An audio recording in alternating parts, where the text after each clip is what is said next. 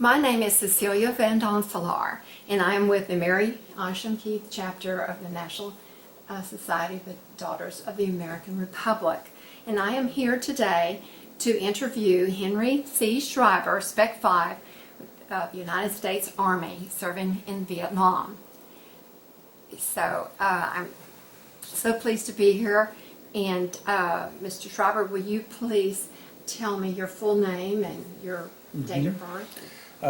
Henry C. Schreiber, Jr., and my date of birth was January 25th, 1945.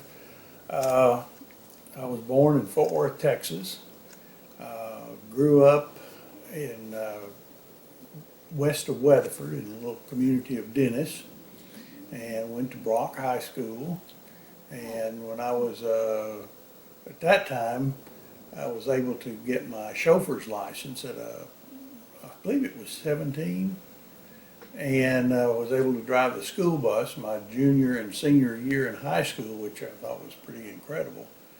And anyway, when I graduated, I went to Texas A&M for a summer session, and then was running short of money, so I had to get a job, and was working in Fort Worth, and then I went to Tarleton for the fall session. Tarleton is in Stephenville, Texas, and did a fall session there. And again, ran out of money, and so went back to Fort Worth where I had previously worked, and they said they had an opening position in Abilene, Texas, and so wanted to know if I might be interested in doing that. I said, sure, try anything. So I went to Abilene and enrolled in McMurray College, and was working 60 hours a week and going to McMurray. And I can't recall exactly, but I think the minimum hours that you could qualify as a student were, I believe it was 9 hours. I could be mistaken. But I was only able to do 6 hours because of my working. So when I met my wife, I think it was in September of 1966, 65, and so we got married January the 29th of 1966, and a week after that I got my induction papers, and I got my draft notice.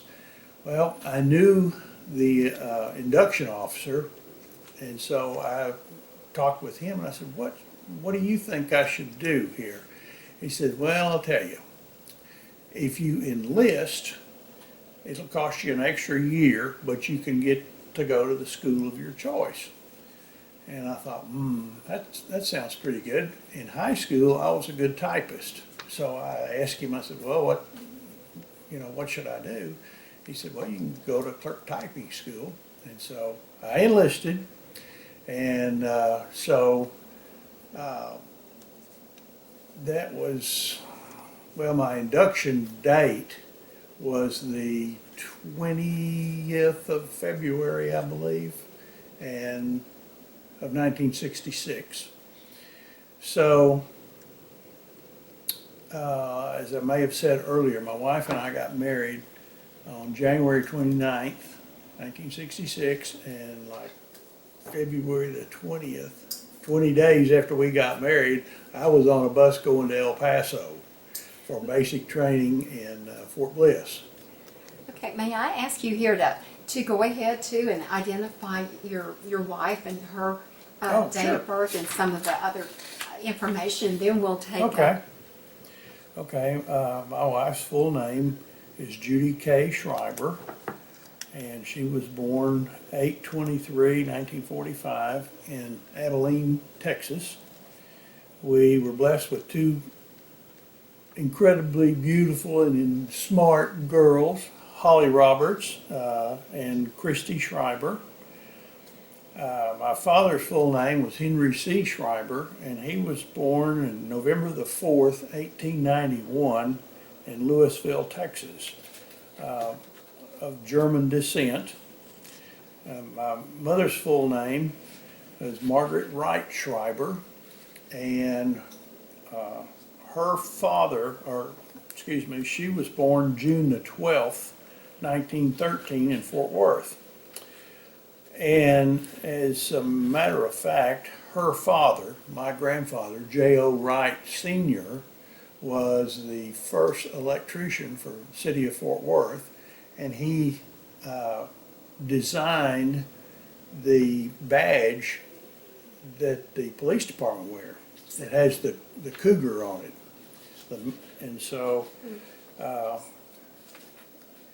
and I did not have any brothers and sisters. And let's see, other family members that have served in the military. I had an uncle, my dad's oldest brother, that served in World War I. Then he had three sons, or his name was Willie Schreiber. And he had three sons that served in the military. One was Agan Schreiber, Harold Schreiber, and Willie.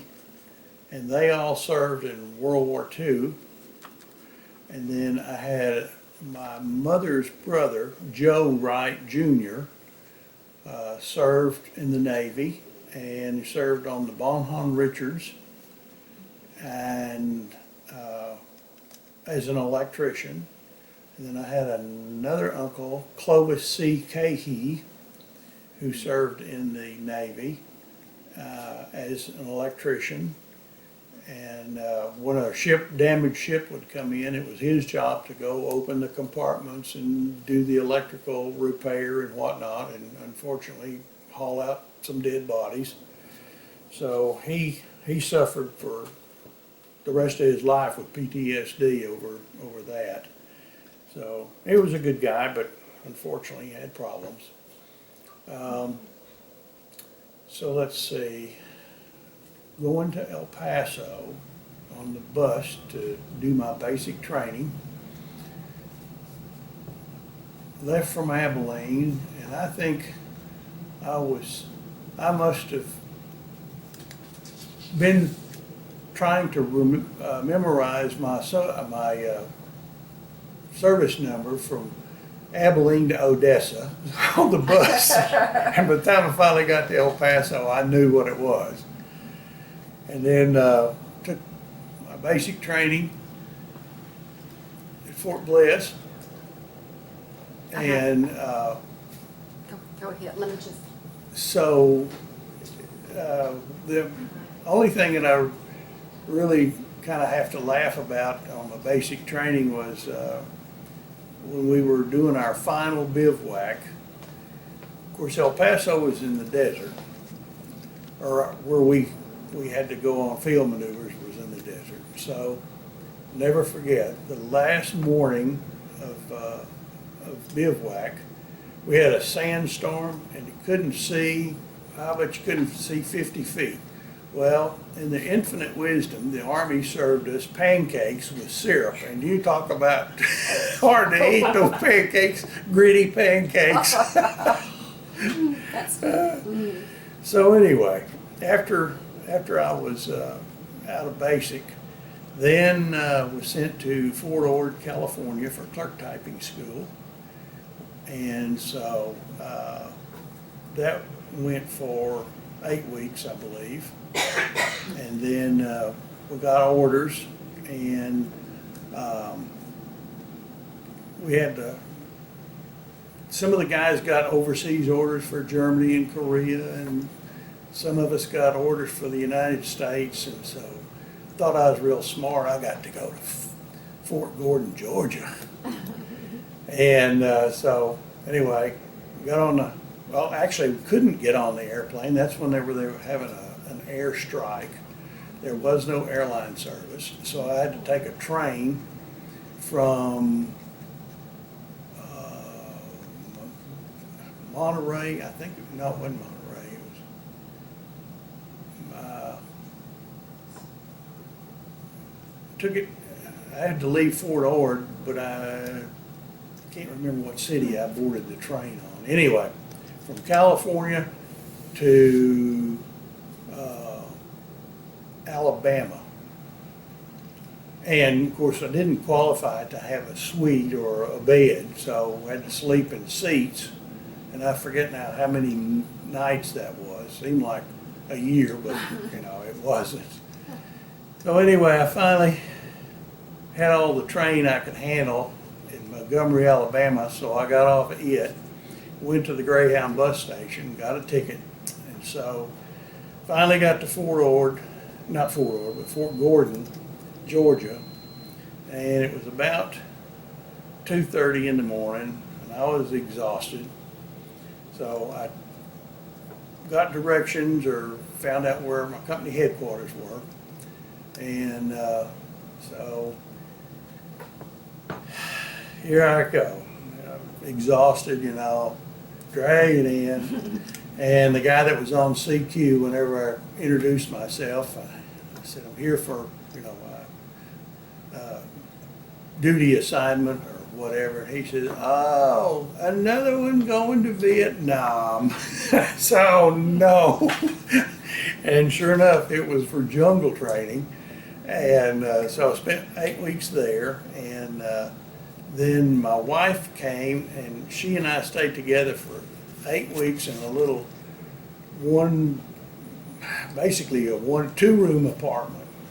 And then we drove back to Texas, and then I went to the airport in Dallas to catch a flight to California to board the USS Gordon, which was a troop carrier, a World War II troop carrier.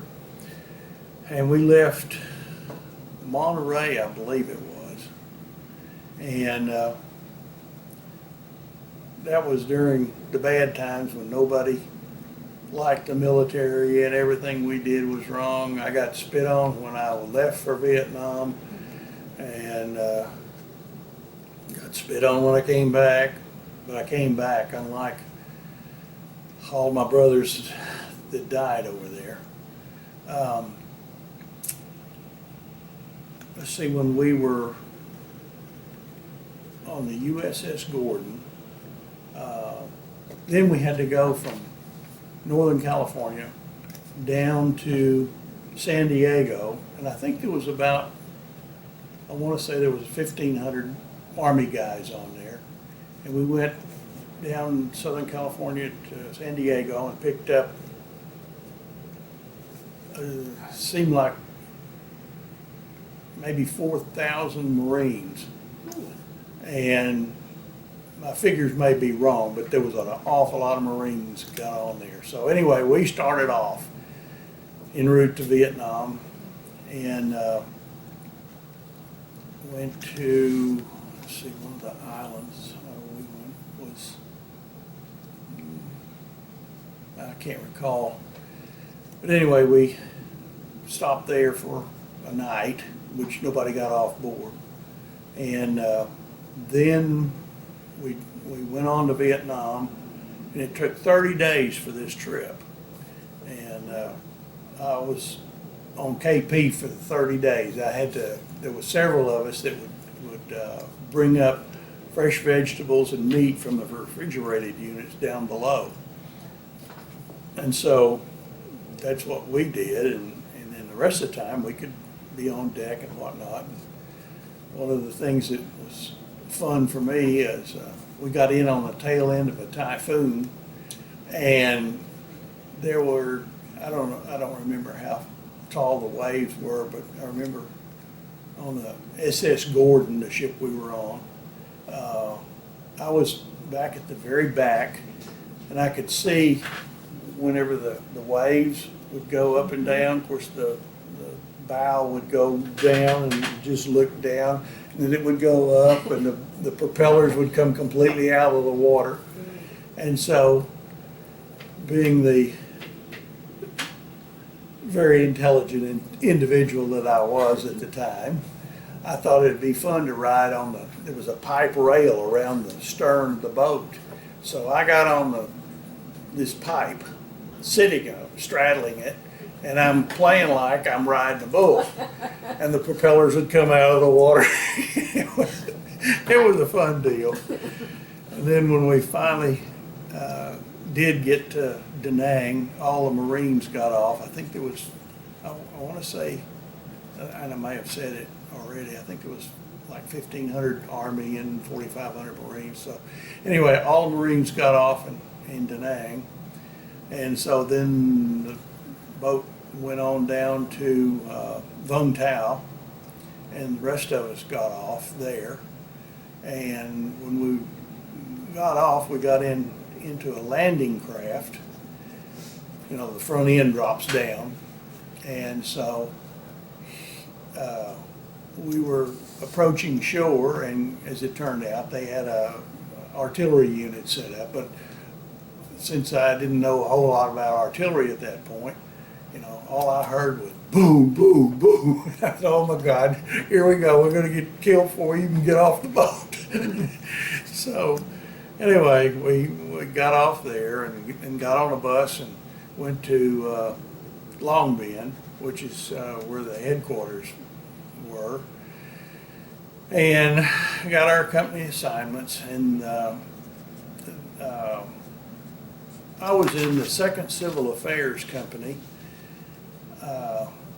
and our job was to meet with the village chiefs and the politicians, and you know, try to do the best we could to give them some peace of mind and win the hearts and the minds. That was the slogan. So thought, well, that's going to be good. So I was later, I guess maybe the same week, we landed with the headquarters of 2nd Civil Affairs. Got my orders and was assigned to the 25th Infantry Division, Headquarters Division, and that was in base camp of Cu Chi, which is northwest of Saigon, and it's still Saigon. It's not Ho Chi Minh City, in my mind. And so, anyway, we got squared away with headquarters, and then we started going on trips out to the villagers and, you know, meet with them, and did a lot of eating of local food, visiting with local people, and we went on psychological warfare missions. I got over 50 hours of combat airtime in helicopters and fixed wing planes for doing PA announcements and tapes, you know, to try to convince Charlie to, you know, surrender, or and then we went on a lot of ground operations, and was on one operation, and it was close to Tet, and I don't remember the exact date, but anyway, we were in the jungle, and someone found one of the tunnel entrances, and at that time I was doing a lot of physical exercise and lots of push-ups, lots of pull-ups, and so I was in pretty good shape. So I thought, you know, I'm a badass. I'm going to go in one of those tunnels. And so I got my 45 and got it strapped on. And then I tried to get in the tunnel, and I was too big to get in the tunnel. So that was a blessing from God, because I probably would have been killed if I'd have been in that tunnel, because there was some Charlies down there. And so let's see. After I couldn't get in the tunnel, then I decided, well, I'll go over and work with some of the guys that were working with explosives, and they were using C4, and we would roll it in sandbags and make a rope out of it. And what we'd use it for, we'd take this rope, which is wrapped C4, and we'd go around bamboo growths and then shoot it so that we would be able to see what was in there. I mean, of course, what would happen when it would explode, of course, it would tear up the bamboo and blow all the, excuse me, dead leaves away. And then another deal that we did, I could weld with oxygen and acetylene, and so one of the trips we went on, of course, we never had any showers. And so I took a 5-gallon gas can and I welded a shower head on the bottom of it, and then put a rope through the handle of the gas can and I'd pull it up and, take a shower. And it was kind of funny because a whole bunch of the other GIs got in and started taking showers. And in one of the little villages we were in, one of the women of the village saw that, and she came over there and she took a shower.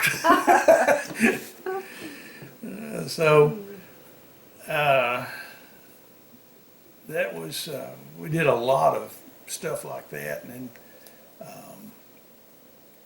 trying to think of,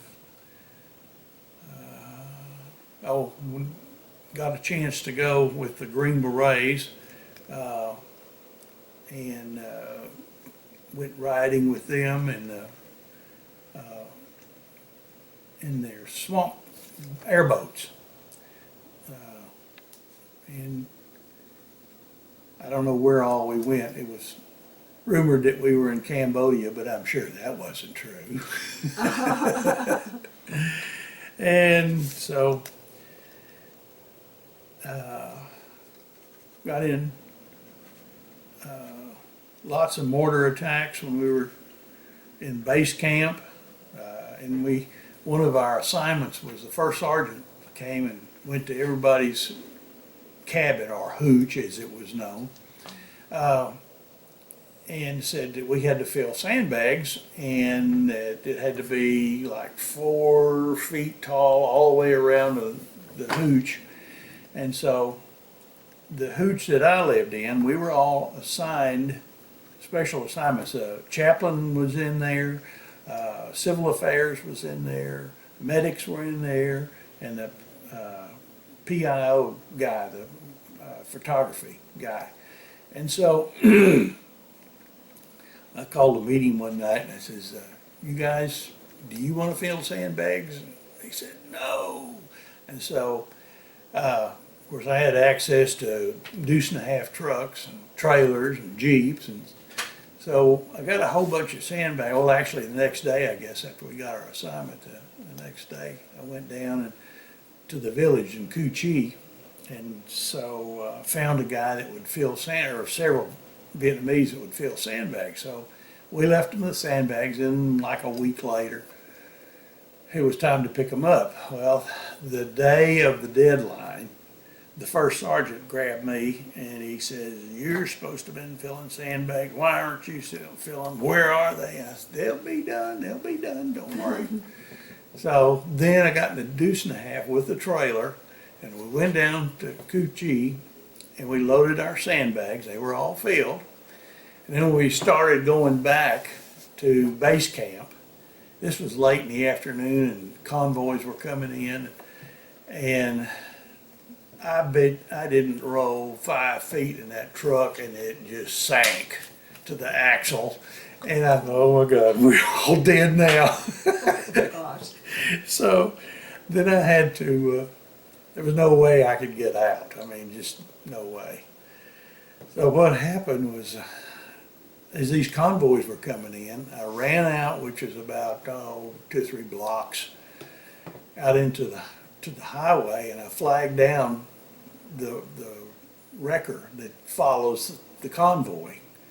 I said, man, you gotta help, we're buried over here. And so fortunately, thank the Lord, he was able to hook on to us and we came in. Wow. And we unloaded the sandbags and the first sergeant came around and he just shook his head and, oh. So I never told him what we did, but we had our sandbags. Most of all of my tour in Vietnam was good. We did go into several hot zones and fly in, and we went into this one village, and a squad of infantry took off to try to find Charlie, and so there was myself and my friend Hector Nava, and we decided, well, we'd go look around ourselves, just see what's in this little village. So there was a little bridge that went over this creek, and I don't know if it'd been mortared or if we destroyed it or if Charlie destroyed it, but anyway, it was just kind of a frame and a board or two wide that you have to walk on. So anyway, we walked into the village and we went through a bunch of houses, and they didn't really have any shops, it was just mostly houses. And so then we didn't find anything, so we thought, well, we'll go on back. So we went back across the bridge, and it probably wasn't hardly any time. It seemed like maybe 10 minutes that this squad came back in, and one of the guys that was in the squad got shot in the head and was dead when he hit the ground, and bless his heart, he only had like a week left to serve.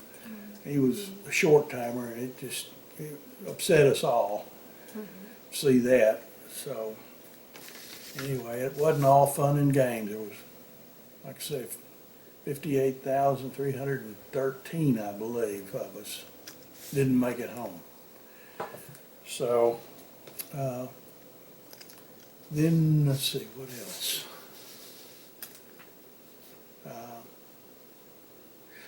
I included a bunch of slides that I shot whenever I was over there. I think there's 358 slides that I did. Most of them are slides of the villages and people, the marketplace that we used to go to. I used to know my way around Saigon fairly well,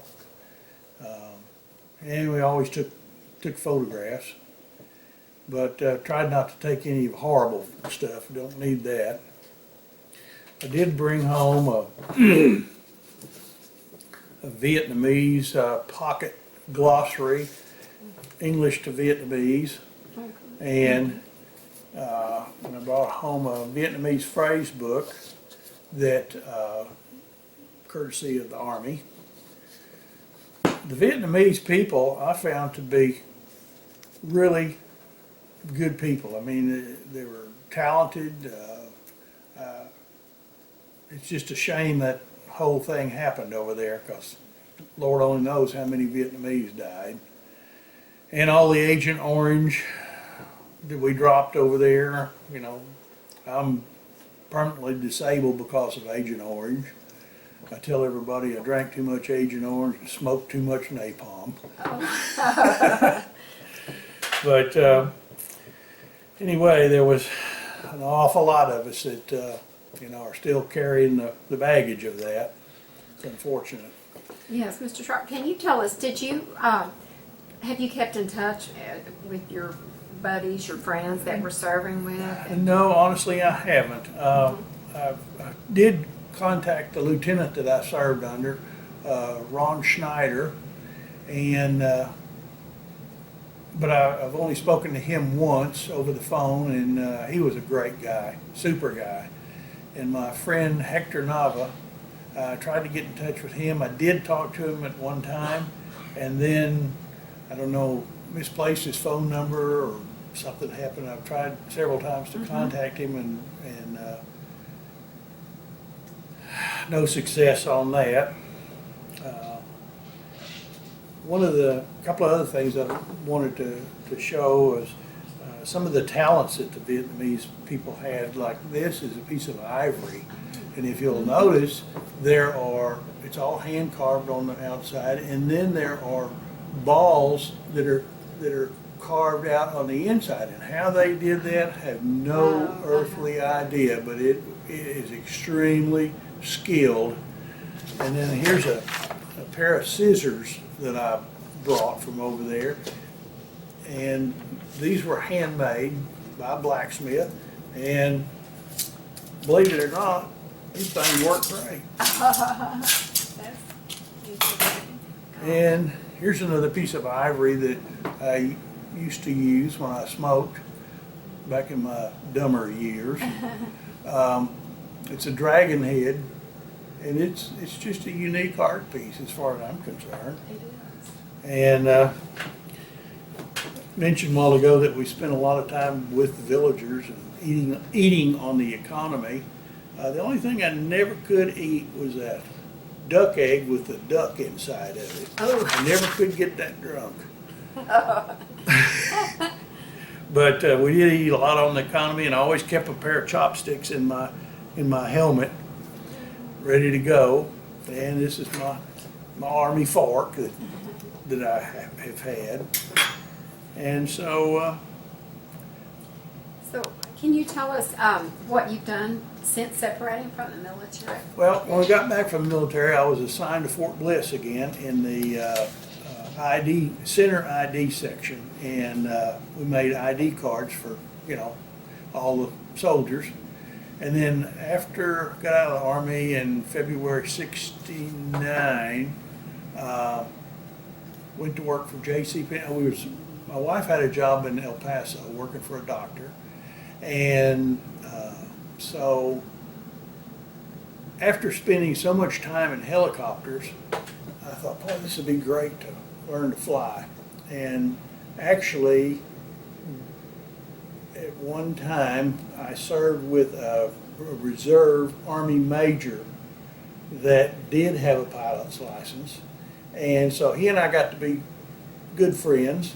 And so he would take me flying with him. And then when I was flying with him, he would let me use the controls. Really got me excited. So then I bought my private pilot license. And then whenever I got out of the military, I was going to go ahead and get my commercial rating on the VA.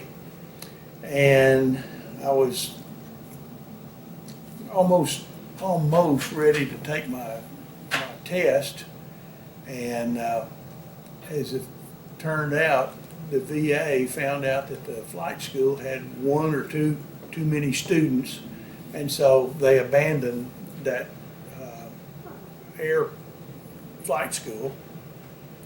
So I didn't have enough money to pay on my own, so I had to find a job. So I was living in El Paso, and I had an interview, and they asked me if I would be able to drive to Las Cruces every day. It was about 60 miles over there. I said, yeah, sure. So I started working for J.C. Penney as a management trainee, and then I guess it must have been 6 months, 8 months maybe. My wife and I both came home from work one day and looked at one another and said, El Paso's not our home. Let's go back to Abilene, which is her home. So I resigned my job, she resigned hers, moved to Abilene, and worked on a house that we could live in, doing some repainting, cleaning it up. And so when we finally got all that squared away, I went to the employment agency and told them, I would like a job. And the lady says, well, there's a company by the name of Dickey's, Williamson Dickey, and in Fort Worth. She said, Doc, let me call them.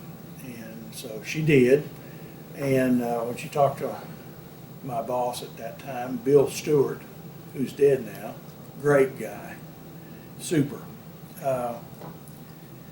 he says, well, she asked him if he'd come to Abilene to interview me. And he says, nah, says, I've already been out there 3 or 4 times. You haven't found me anybody yet. And I says, I'll go to Fort Worth if he'll just talk to me. So she told him that, and he said, oh, okay. So anyway, that was, and then I went to Fort Worth the next day, I guess it was, and met him, and we had a good interview, and so I was fortunate. I got the job. They hired me on the spot, and so I had a territory out in West Texas for Dickies, and did that for 11, 12 years, and I had a territory. Then I was promoted to regional manager, and at the end of my tour of duty, so to speak, with Dickies, there was some falling out, management change, death, and in the corporate, typical shuffle. And so I resigned and took on a boot line and sold Laredo boots and worked for them for a year and a half, I guess. And then was very fortunate to be at a trade show in Dallas and met a guy by the name of Wayne Sprinkle, who worked for Carhartt, and his little temporary showroom and mine were side by side. So during the lull, well, we were out in the hall visiting, and so anyway, a position came up with Carhartt, and I knew it was a great company, great product, and so I was fortunate enough to get that job, and I had it for 18 years or so. And then another one of those death and changes and this and that. And so I thought that the regional manager, actually I think he was a vice president at that time, Wayne Sprinkle, they jockeyed him around, did him dirty, and then there was 3 regional managers, and I told the other 2, I said, we're probably not going to get through this either. And one resigned pretty quick. Shortly thereafter, maybe several months, I guess it was, I resigned, and then the 3rd guy, I don't know whatever happened to him. So anyway, then I was fortunate and was able to retire, and we found this place here in Granbury, and we absolutely love it. And Now, are there quite a few military people that live down in this area? oh yeah, yeah, and quite a few. As a matter of fact, we have a little church group that used to get together every Friday night, and most of the guys were all ex-military. We had Army and Air Force, and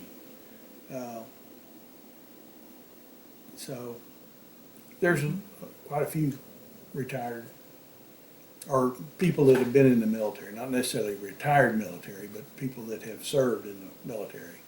Mm-hmm. Well, what message would you like to leave for future generations who may be listening to this in the future?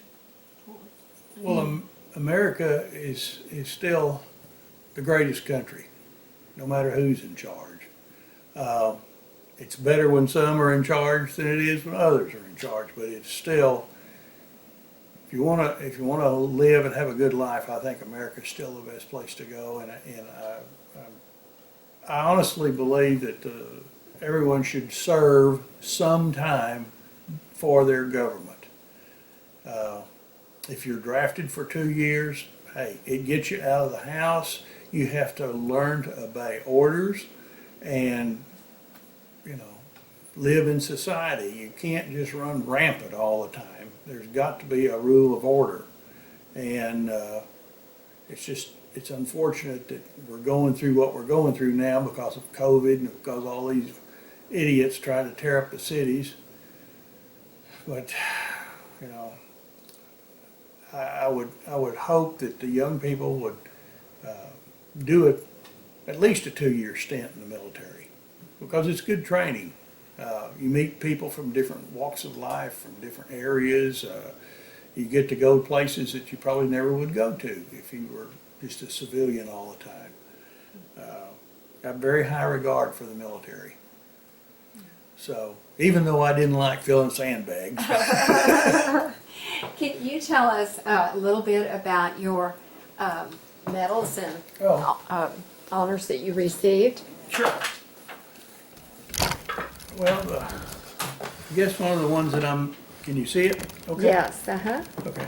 One of the ones I'm most proud of is my air medal, which is flying 50 hours of combat airtime, getting shot at in helicopters and fixed wing. The next one is the Army Commendation. The third one is the Good Conduct Medal. And then this fourth one is military service. And of course, these last two are the Vietnamese Vietnam medals.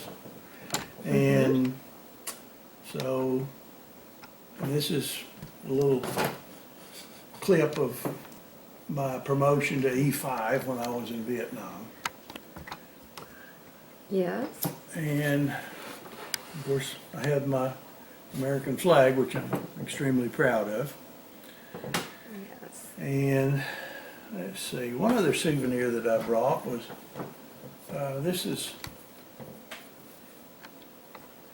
it's a kind of an ashtray. And what it is the bottom of a 105 millimeter howitzer shell that I cut to keep as a souvenir. And it's amazing, some of the Vietnamese, if you take these big shells, and they're probably 20 to 24 inches long. I don't know exactly because I wasn't in artillery. But they would take this shell, and the Vietnamese would hammer it on the inside, and they would make the most gorgeous flower pots out of these things that I've ever seen. It's just incredible what they're talented people. But they were so heavy I couldn't bring one home. Well, is there anything that we have not covered that you want to cover, or? No, not that I. That was pretty thorough. Thank you so much.